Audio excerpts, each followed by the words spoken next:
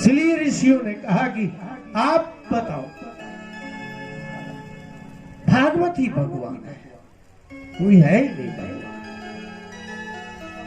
पुस्तक ही भगवान है। आप इंजीनियर बनते हैं तो कैसे बनते हैं? पुस्तक पढ़कर। जज बनेंगे तो कैसे बनेंगे? इस संसार में जो भी बना है वो पुस्तक पढ़ के बना है, इसलिए पुस्तक ही भगवान है, भागवत भगवान है। ये निर्णय हो गया, ऋषियों ने कर लिया। अब ये भागवत क्यों भगवान है? ये तो हो गई बात सिद्ध कि भगवान है, क्योंकि पुस्तक ही साधन है ज्ञान का, और कोई साधन है?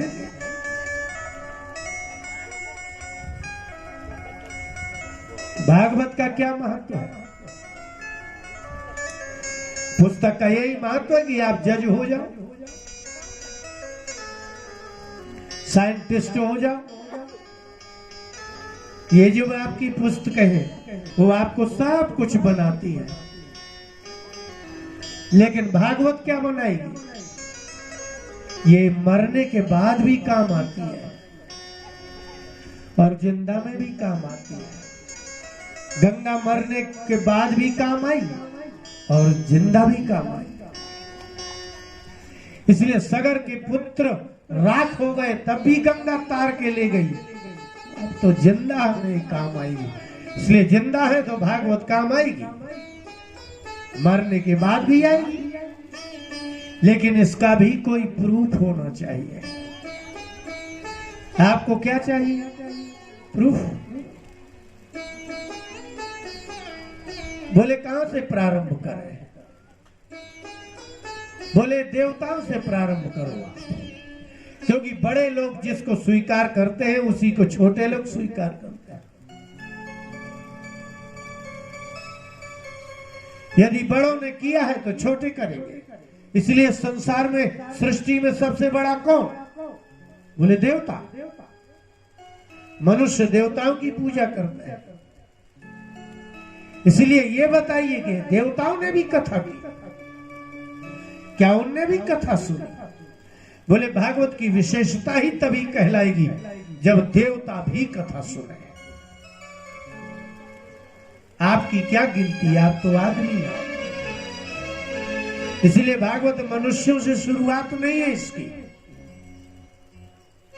देवताओं से है। भागवत की कथा चल रही थी और सुखदेव जी कह रहे थे,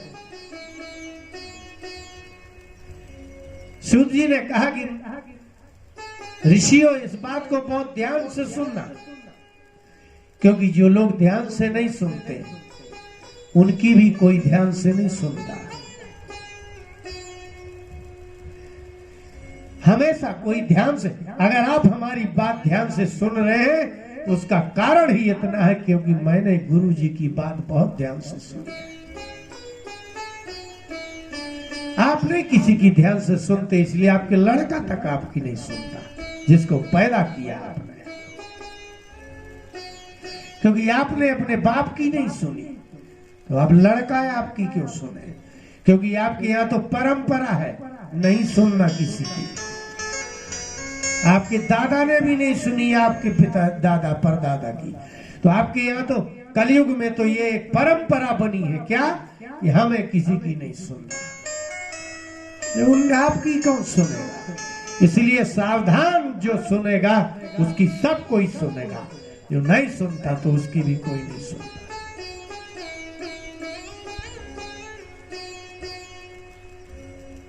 हाँ, इसलिए राम जी ने कहा था, सबरी भक्ति अपनी जगह है, माला जपना अलग है, मेरा प्रतीक्षा करना भी अलग है, लेकिन मैं बोलूं और तुम सुनो ये बात ही अलग है, क्योंकि सुनना सबको नहीं आता।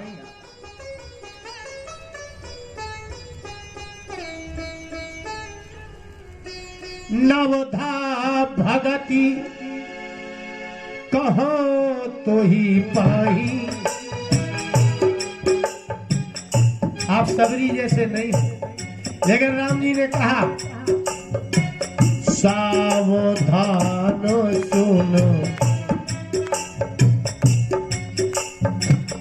धर्मन माई, सावधान सुनो धर्मन माही। सबरी जैसा मन किसका, सबरी जैसी बुद्धि किसकी, सबरी जैसी सेवा किसकी। इसके बाद भी राम कहते हैं सबरी माला जपना एक तरफ, मेरी प्रतीक्षा करना एक तरफ और सुनना एक तरफ, क्योंकि श्रोता नहीं मिलता, माला जपने वाले बहुत मिलते हैं।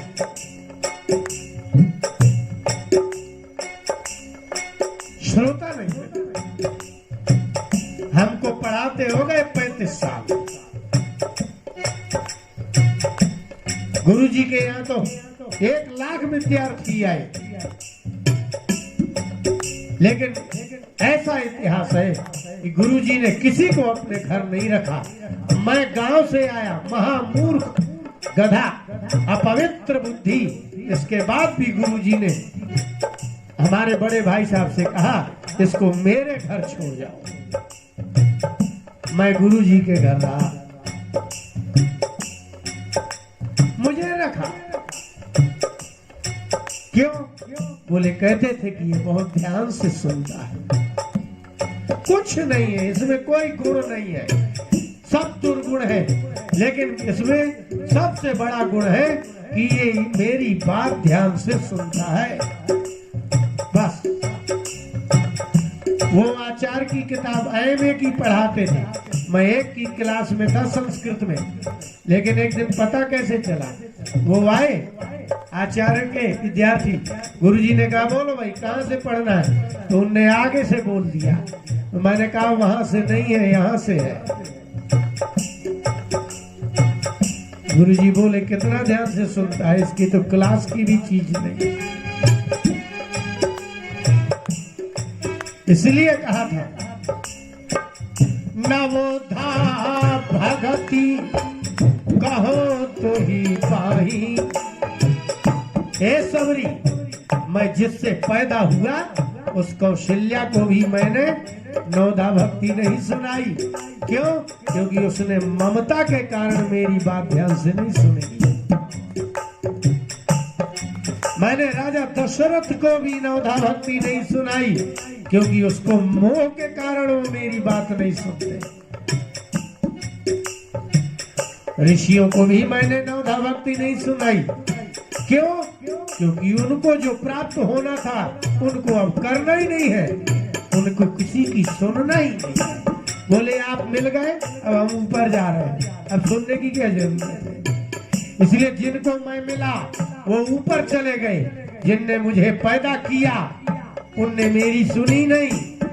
लेकिन सबरी, नवोधा भक्ति की रक्षा सिर्फ तुम कर सकती हो, इसलिए ध्यान से सुनो।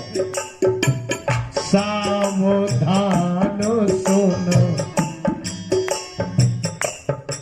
सावधानी से सुनो।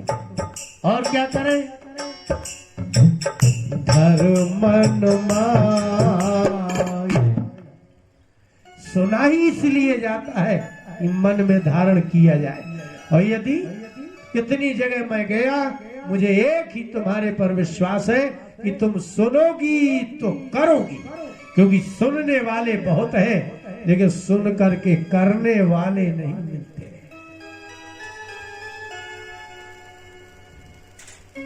हाँ, सुनिए तो राजा परीक्षित की कथा हो रही थी, लेकिन आपको बड़ा आश्चर्य लगेगा, जब राजा परीक्षित की कथा हुई है 5000 साल हो गए, छोड़िए जाने दीजिए कितने भी हो गए, लेकिन भगवान कृष्ण के जाने के बाद ये कथा हुई। और वो कथा हो रही थी और जिसमें श्री राम के कुलगुरु वशिष्ठ वहां कथा सुनने आए, और उनको गए कितने साल हो गए होंगे। विश्वामित्र आए, परशुराम जी आए, अपने शिष्यों के सहित आए, और इनके भी पहले के च्यवन ऋषि आए, च्यवन के पहले के देवल ऋषि आए। इसलिए भागवत की श्रोता सतयुग से लेकर के द्वापर तक के सारे ऋषि थे। राम के भक्त भी भागवत ही सुनने आए। तो ऋषियों, अगर ऋषि जिस कथा को सुनने आए होंगे वो ग्रंथ कैसा होगा? 24,000 श्लोकों का योग वासिष्ठ रामायण है, जिसको स्वयं वशिष्ठ जी ने राम जी को सुनाया है। वो वशिष्ठ जी भागवत सुनने चले आए। इसका मतलब भागवत का महत्व बहुत कहलाया। विश्वामित्र जी जिनके पैर दबा, चरण दबाते रहे राम और लक्ष्मण, वो जब राजा परीक्षित की कथा प्रारंभ हुई, विश्वामित्र जी चले आए। कब के ऋषि है ये? इसलिए भागवत समझने के लिए ऋषित्व चाहिए, मनुष्यत्व चाहिए, जिसको आप लोग हिंदी में इंसानियत कहते हैं। यदि आप में इंसानियत नहीं है, आप भागवत समझ नहीं सकते। और वो कथा सुना ही रहे थे, देवास्तत्र समागम। सूत जी ने कहा मैं भी वहीं बैठा था। प्रविष्टस तदनुग्रहात्, निविष्टस तदनुग्रहात्। राजा परीक्षित को कथा सुखदेव जी सुना रहे थे, और बड़ी कृपा थी कि मैं सुखदेव जी की कृपा से सामने बैठा था।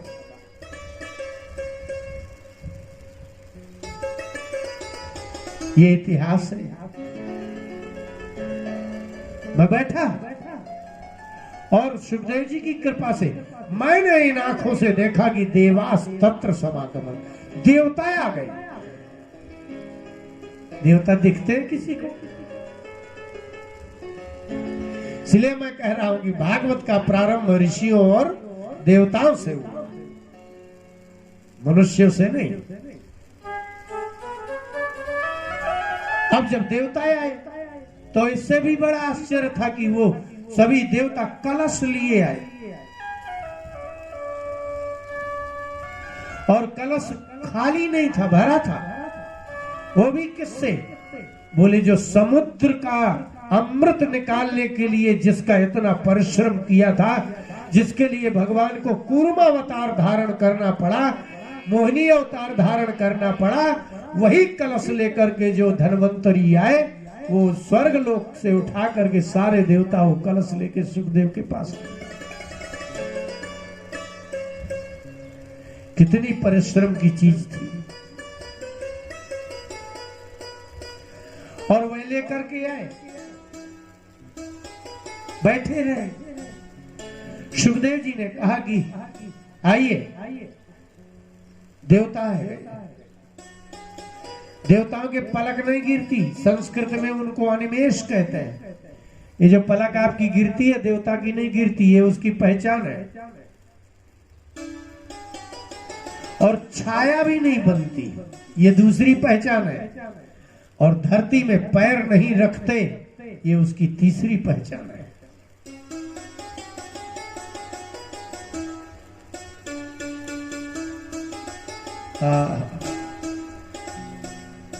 पद्म पुराण में लिखा है कि जब हनुमान जी आए तो सीता जी उनके पैर देख रही थी कि ये देवता तो नहीं है। यदि इसके पैर धरती में नहीं होंगे तो ये देवता होंगे।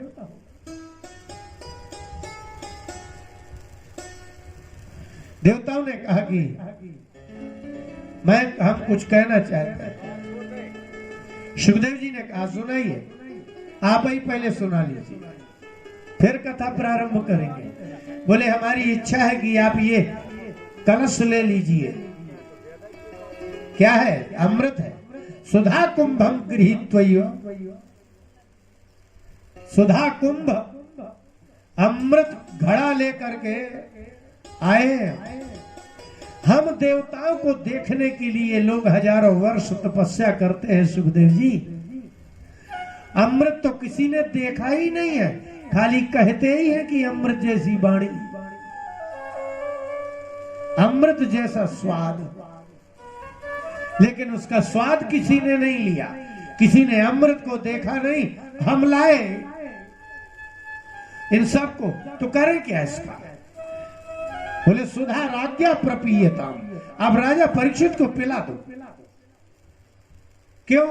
बोले मरेगा ही नहीं।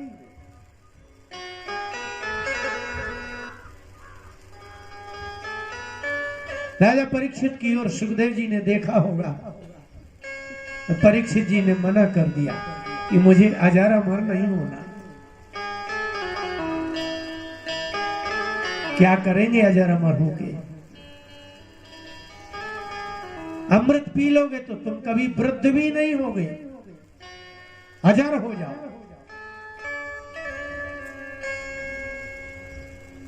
अमृत पी लोगे तो कभी मरोगे भी नहीं। परीक्षित जी बोले फिर क्या होगा? बोले मरोगे नहीं और क्या? बोले लेकिन ये जो सब लोग हैं, बोले ये सब मर जाएंगे, क्योंकि इनने अमृत नहीं पिया। तो जो सब मर जाएंगे तो मैं अकेले, मुझसे बड़ा दुखी आदमी कौन हो? इसलिए संसार का सबसे बड़ा अभागी वो है जिसके सामने सब मर जाएं और वो जिंदा रह जाए। बहुत दुख होता है। इसलिए मेरे सब मर जाए, मेरे आगे सब पैदा हो और सब मर जाए, ऐसे अमृत से बड़ा दुख और क्या होगा? ये अमृत नहीं है, नहीं चाहिए।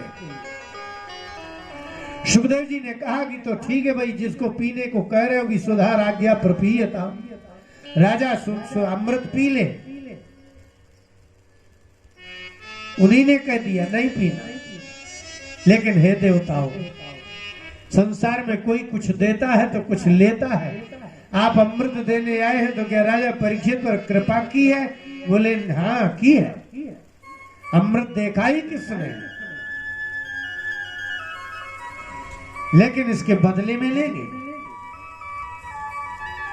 क्या? लेंगे बोले राजा परीक्षित को अमृत पिला के घर भेज दो। और बोले और ये जो कथा है भागवत की वो हम पिएंगे। प्रपास्यामो वयम सर्वे श्रीमद् भागवतामृतम, अर्थात आज के बाद भागवत धरती में रहेगी ही नहीं, क्योंकि देवता हम ले जाएंगे, सिर्फ हमारे पास रहेगी। हमारे पास पहले एक ही अमृत था, अजर अमर होने का अमृत। अब हम वो अमृत भागवत कथामृत ले जाएंगे कि जब चाहेंगे मुक्ति प्राप्त कर लेंगे। इसलिए मुक्ति देने वाला अमृत हमारे पास नहीं था, इसलिए हम इसको ले जाएंगे। सुखदेव जी ने कहा नहीं, आप भक्त नहीं हो, अभक्त हो। अभक्तास्ताश्च विज्ञाय न ददौ सा कथामृतम। सुखदेव जी ने कहा कि देवताओं के यहां ले जाओ। मनुष्य लोक में लोग गंगा लेने ऊपर से नीचे आए। गंगा को ऊपर थी ब्रह्मा जी के कमंडल में, मनुष्यों के कल्याण के लिए गंगा लाई गई।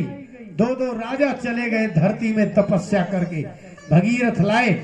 इसलिए नियम ये है कि ऊपर से चीज नीचे लाई जाएगी, लेकिन ये नियम नहीं है कि नीचे की चीज ऊपर चली जाए। सिद्धांत ये है कि ऊपर का पानी बरसेगा नीचे धरती में आएगा। ऐसा सिद्धांत नहीं है कि नीचे का पानी ऊपर बरस जाए। इसलिए गंगा आई तो ऊपर से, तो कथामृत भी आप ले जाओगे, फिर लाने वाला कौन है? कोई नहीं। इसलिए भागवत की कथा कलियुग में मनुष्यों के कल्याण के लिए है। हम आपको नहीं देंगे क्योंकि आप अभक्त हैं। देवताओं ने कहा हम अभक्त हैं। हम लोग प्रार्थना करते हैं तो भगवान नारायण प्रकट हो जाते हैं, हम कैसे भक्त हैं? कलियुग में तो इतने अभक्त पैदा होंगे, इतने अभक्त पैदा होंगे, इतने दुष्ट पैदा होंगे, तो क्या होगा? बोले ये भागवत नहीं, ये भगवान है। यदि कलयुग में मूर्ख से मूर्ख, नीच से नीच, पापी से पापी, जिसने माँ बाप को भी मार डाला हो, अपनी माँ के साथ, बहन के साथ व्यभिचार किया हो, इतने बड़े पापी को भी तारने के लिए ये भागवत यहाँ चाहिए।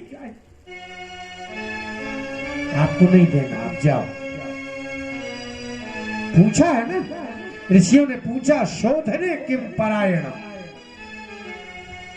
इतने कलयुग के अशुद्ध, नीच, दुष्ट, हिंसक, व्यभिचारी, अपवित्र इस जीव को तारने के लिए कोई है? शोधन है? बोले भागवत है। वो भी बचा है एक, वो भी ले जाए। देवताओं का अमृत नहीं लिया, क्योंकि वो अजर अमर करता है, मुक्ति नहीं देता।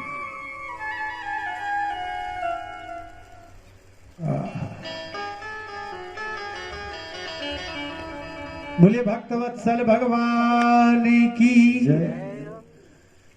इसलिए एक और भजन समझने लायक है। मुझे मेरी बुद्धि में कुछ आता है तो लिख लेते हैं।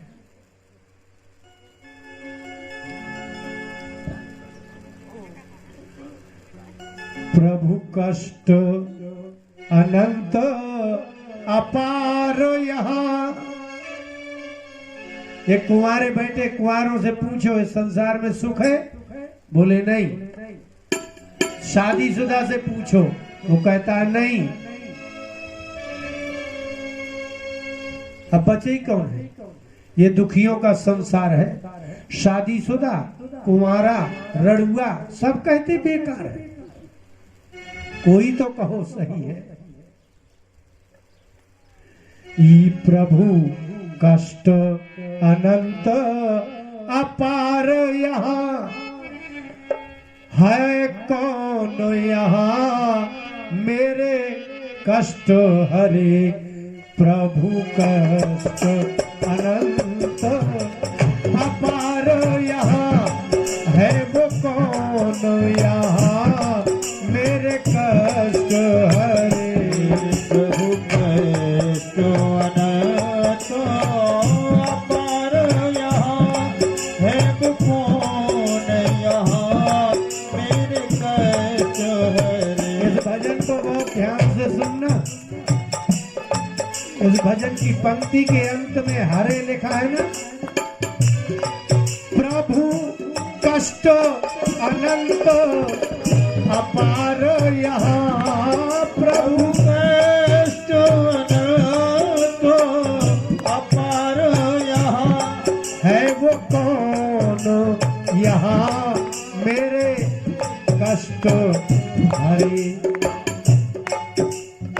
भगवान ने कहा, जो तुम्हारे कष्ट हरे वो एक है। क्या?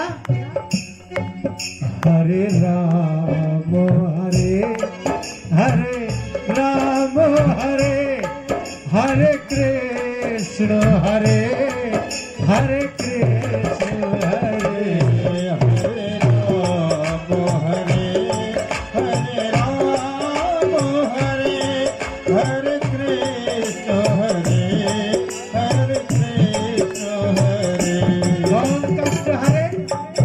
हरे राम हरे हरे राम, हरे दो अर्थ है। कौन कष्ट हरे? हरे राम, हरे राम हरण कर रहे हैं कष्ट। हरे, और नहीं तो मंत्र तो है ही, हरे राम राम राम हरे हरे।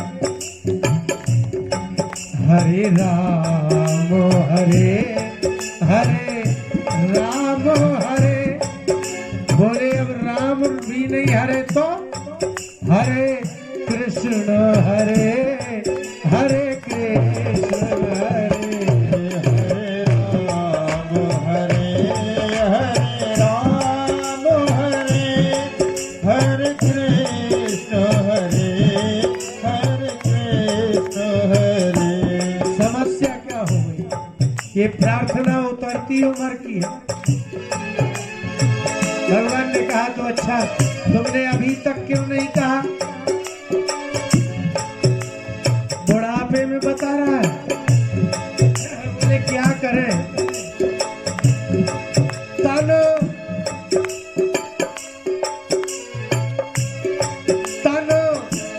धन की माया प्रबल रही, धन की माया प्रबल रही। धन की माया कैसे? ये देखो 18 19 साल के ऐसी पागल करे है माया। ये बैठे इन्हें कुछ दिखता ही नहीं है, दिन में भी नहीं। ये देखो, एक तन की माया और दूसरी तन धन की माया। जब शीशा के आगे खड़े होते हैं ऐसा लगता है कि मुझसे सुंदर कोई है ही नहीं। हे भगवान, मेरी जैसी नाक आपने किसी की नहीं बनाई, मेरे जैसा कलर, मेरे जैसे होठ, क्या कहना। इन्हीं भरे की याद दाढ़ी निकली है, हम लोगों की नहीं निकली। लेकिन जिसकी दाढ़ी निकलती है तो दिन भर ऐसे करता रहता, बस इन्हीं भरे की मूछें हुई हैं। गाड़ी चलाते हैं, मूछों में ध्यान रहता है, स्टीयरिंग खोल के मूछें ऐसे करने लगते हैं। जा रही है गाड़ी और मूछों में ताव। तन धन की माया प्रबल रही, नहीं जान सका क्या गलत सही, नहीं जान सका क्या गलत सही। जवानी में पता ही नहीं चलता गलत क्या है सही क्या है।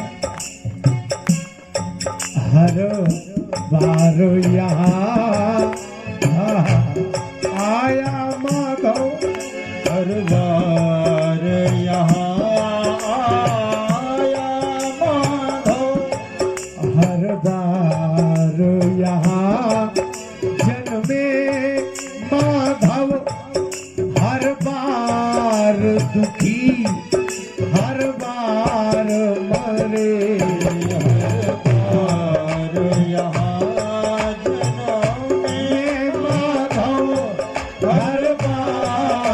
दुखी हर बार मरे, हर बार पैदा हुए, हर बार रोए, हर बार मरे। क्या करे प्रभु माधव? बोले कुछ मत करो। हरे राम हरे हरे राम हरे हरे कृष्ण हरे हरे कृष्ण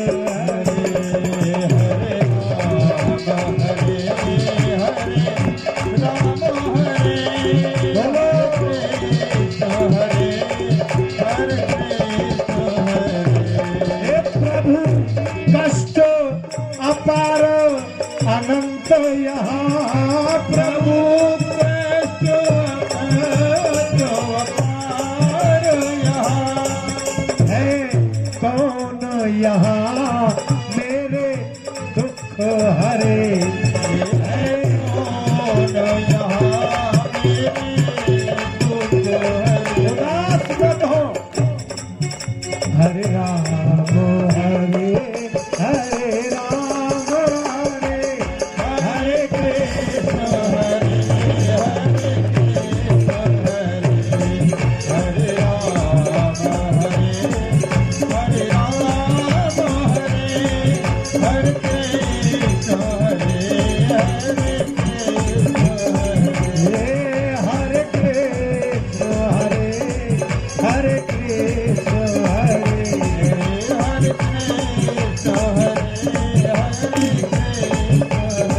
और अंतिम बात,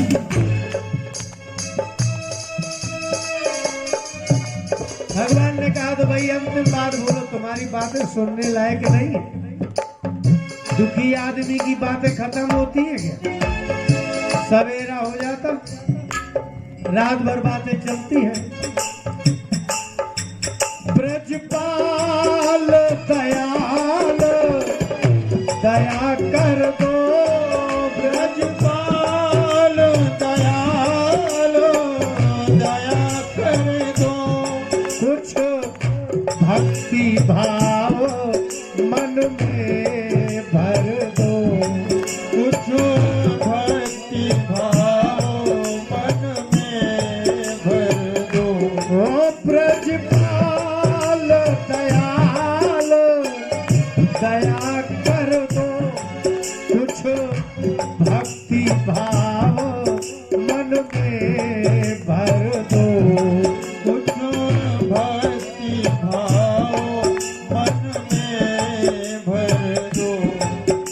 जग सिंधु से पार करो प्यारे, जग सिंधु से पार करो प्यारे, मैं रोज कहूँ हरे राम हरे, रोज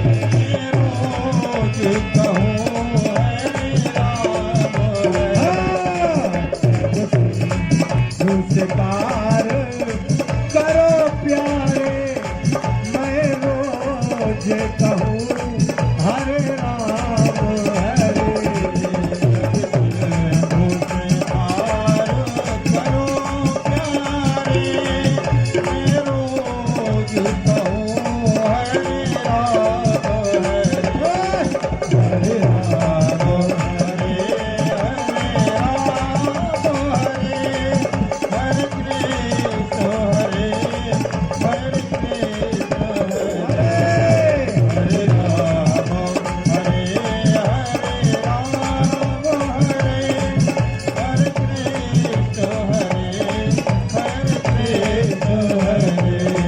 हरे कृष्ण हरे हरे कृष्ण हरे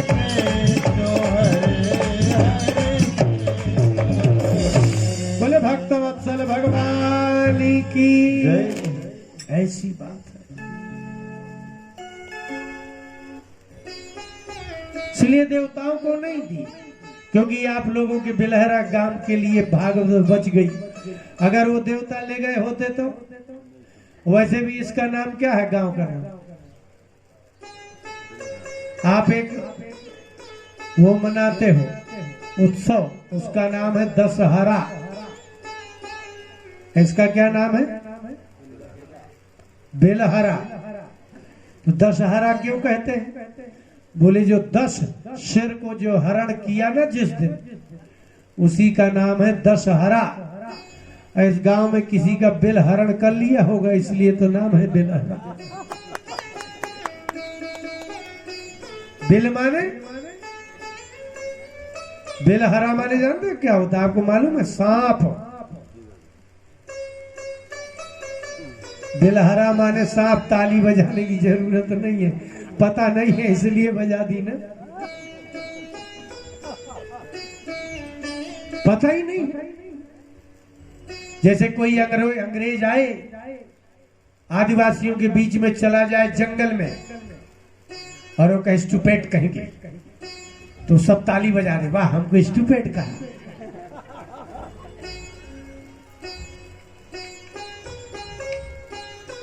ऐसे नहीं। बेलहरा माने होता सांप। दत्तात्रेय भगवान से कहा कि आप ने किस किस से शिक्षा ली? बोले मैंने सांप से भी शिक्षा ली, क्योंकि वो घर बनाता नहीं है, वो जो खाता है उसी को खा के उसी के घर में रहता है। तो चूहे के बिल में जाता है सांप, और उसी को खा के उसी के बिल में रहता है, इसलिए उसका नाम है बेलहरा। जो दूसरे के धन को खाए वो बेलहरा। लेकिन आपका बेलहरा अच्छा है, ये वो वाला बेलहरा नहीं होगा, हो सकता है मणि वाला बेलहरा हो। भाई अब आप हमारी कथा करा रहे हो तो बिल्कुल प्योर बेलहरा तो नहीं कहेंगे, इसलिए अच्छा तो ये है क्योंकि 6-7 दिन खाना भी है और इसके बाद दक्षिणा भी लेना है, तो इसलिए हम आपको वो वाला बेलहरा खाने वाला न कह के मणिधर बेलहरा कहें, मणि वाला, और वो कम मिलता है, इसलिए आपके यहाँ भागवत हो रही है तो आप तो मणिधर हो, और मणिधर सर्प बहुत कम होता है। और आज तक का सिद्धांत है, आपने अभी नागों की किताबें नहीं देखी न पढ़ी, उसमें लिखा है कि मणिधर बनता ही वही है जिसने 100 वर्ष तक किसी मनुष्य के रक्त को पान न किया हो। आपने पढ़ा कहां? 100 वर्षों तक जिसने मनुष्य को डसा ना हो, क्योंकि मनुष्य को काटते ही मणि बनाने की शक्ति उसके विष में समाप्त हो जाती है। आप में तो इतना विष है, इसलिए 100 वर्ष तक जिस सांप ने डसा ना हो उसको ही मणिधर सर्प बनने, और 1000 वर्ष तक उसने कभी किसी जीव को ना काटा खाया हो, मांस ना खाया हो किसी का, सिर्फ ओस की बूंद ही पी हो, वो ही इच्छाधारी नाग बनता है। अभी ये भी नहीं है ना पता, इसलिए नागधर, मणिधर और इच्छाधारी नाग ऐसे नहीं बन जाते, बड़ी हिंसा का त्याग करना पड़ता है। एक तो ये बात हुई, दूसरी बात ये कि वृंदावन में नारद जी गए, सारे तीर्थ घूम के, वहां भक्ति ज्ञान वैराग्य सब शिथिल हो गए। सनकादिकों ने, सनकादिक ब्रह्मा जी के पुत्र हैं, भागवत यहां है शुरुआत। देवर्षि नारद उसके श्रोता बने, ब्रह्मा जी के पुत्र सनकादिकों वक्ता बने, उनने कथा सुनाई, भक्ति ज्ञान वैराग्य हृदय में जागृत हुए। इसलिए भागवत मनुष्यों से शुरुआत नहीं है, ऋषियों से है। इसलिए आपको सुन कहा जाता है कि भागवत बहुत ही बहुमूल्य है, क्योंकि इसको ऋषियों ने गाया है, मनुष्यों की तो कोई बात ही नहीं। और इससे भी बड़ी बात,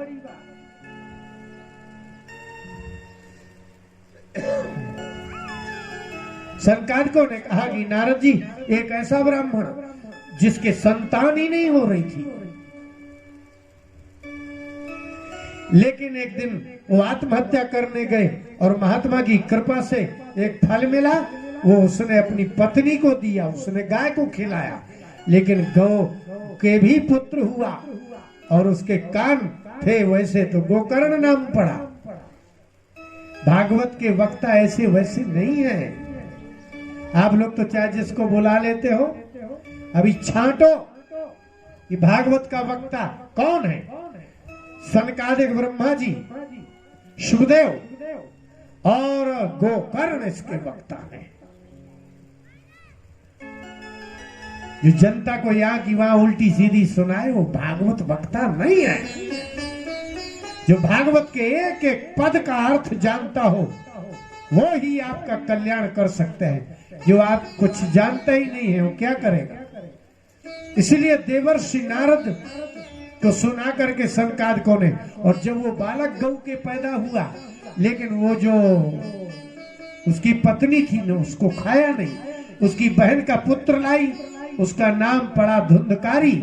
वो 5 स्त्रियों ने उसको मार डाला, ये सब कथा आपको पता है। लेकिन उसको आग उसके मुंह में ठूस ठूस करके मार डाला, वो प्रेत हो गया। लेकिन गाय से पैदा, मनुष्य से नहीं। अभी आपकी गणना नहीं आई, फिर से सुन लो। सनकादिकों ने सुनाई नारद जी को,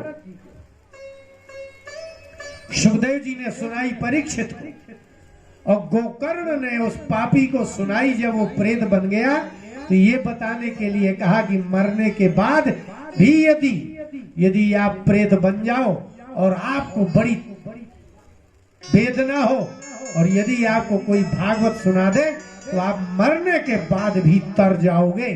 इसलिए इस भागवत का महत्व है। लेकिन वक्ता कैसा हो, जो भागवत का ज्ञाता हो। इसलिए गोकर्ण वक्ता है, शुभदेव वक्ता है, सनकादिक वक्ता है, ऐसे वैसे वक्ता नहीं। आजकल तो चाहे जो कोई लड़की को बुला लेते हैं, कैसे पागल है लोग।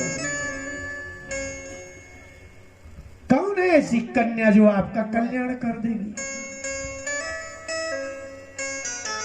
जो उर्दू में लिखे और कैस्टों में लिखे हुए गीतों से कहीं कल्याण होता है। न तुलसीदास जी के पद गाए जा रहे हैं, न आपकी मीरा के गाए गए, कुछ है ही नहीं। माने भक्ति भाव का पद भी नहीं गाना है। इसके बाद भी आप चाहते हो किसी बच्चे को बैठा ले, कन्या को बैठा ले और वो एक कैसेट के भजन गाए और आपका कल्याण हो जाए। जो जो उदाहरण है उन उदाहरणों में सिर्फ ज्ञानी विद्वान महात्मा का ही वर्णन है और किसी वक्ता का वर्णन है नहीं। गोकर्ण ने कथा सुनाई, 7 दिनों तक वो प्रेत एक बांस में बैठा रहा, 7 दिनों में वो तरा और गोकर्ण से बोला मेरी मुक्ति हो गई। का तात्पर्य है कि आपको भागवती सुनना है ना, भागवत के जानकार को बुलाइए। ये बच्चे चाहे यादव जी भी कथा कर रहे हैं, क्या है ये, उससे आपका क्या हो जाएगा? उसने तो मुंह नहीं देखा संस्कृत का, ये तो संस्कृत में लिखी है।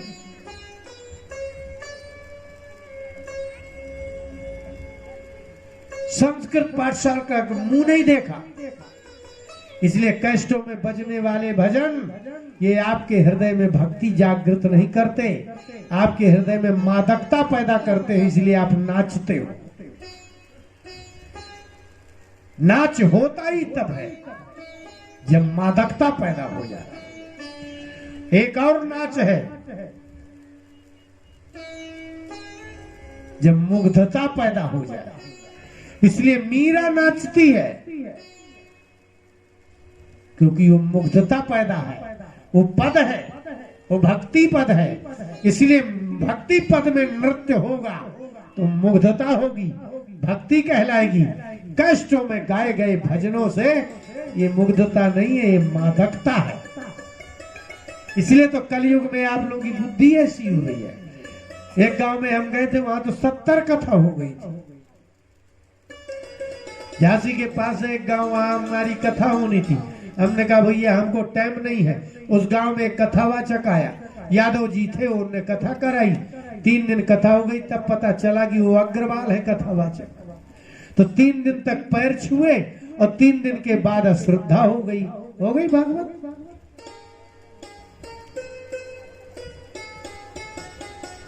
अब क्या की बात, गुप्ता जी कथा करने लगे। अब 3 दिन बाद जब पता चला कि गुप्ता जी है तो भारी अश्रद्धा, भारी दुख। भंडारा हुआ, दक्षिणा हुई और कर्म ठोक रहे, अभी जिंदा है। इसलिए जीवन में एक ही बार करना है तो खोजो। मिठाई की दुकान में जाते हो तो अच्छी मिठाई खोजते हो, घी की दुकान में जाते हो तो शुद्ध घी खोजते हो। तो जब अच्छी चीज खाने की खोजते हो तो सुनने की भी चीज अच्छी खोजो। और धुंधकारी तर गया। नारद जी ने कहा सनकादिकों से, भगवान इसके सुनने की विधि क्या है? विधि बताइए। वक्ता की भी विधि है, श्रोता की भी विधि है।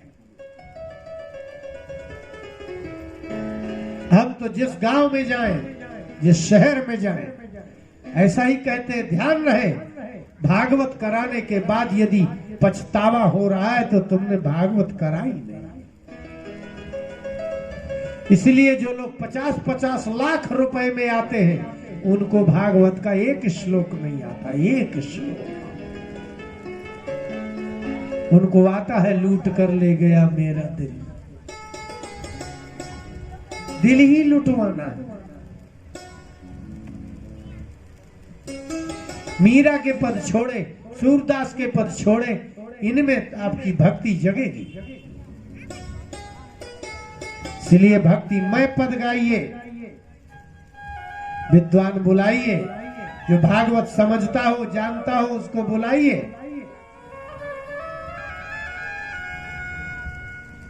लेकिन कलयुग की बुद्धि किससे कहते हैं?